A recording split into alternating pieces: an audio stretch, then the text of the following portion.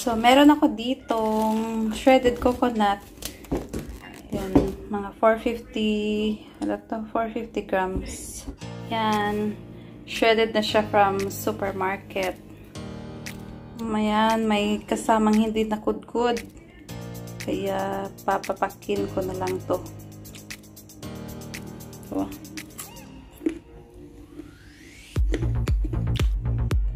bigyan ko lang siya ng mainit na tubig para ma-extract ko yung milk niya. Galing kasi to sa ref, kaya medyo malamig. Gagawa ko ngayon ng coconut oil kasi naubos na yung ginawa ko dati. So, ginagamit ko yung coconut oil sa mga rashes, tapos minsan sa buhok nilalagay ko. Parang hot oil na rin kasi mas maganda kasi yung natural. Natutunan ko pala tong paggawa ng coconut oil sa lola ko. Madali lang naman, simple lang. Ayan, kung makita nyo. Mabilis lang, di ba?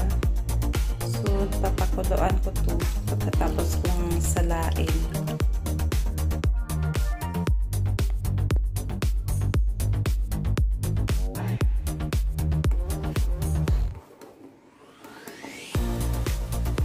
Ayan, kung makikita nyo, nag-umpisa na mag-separate ng oil sa milk. Madalas, pinapa-brown ko talaga siya.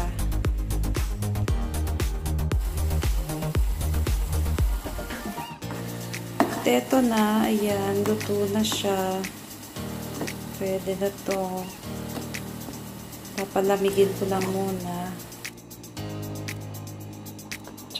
Ayan, sasalain natin.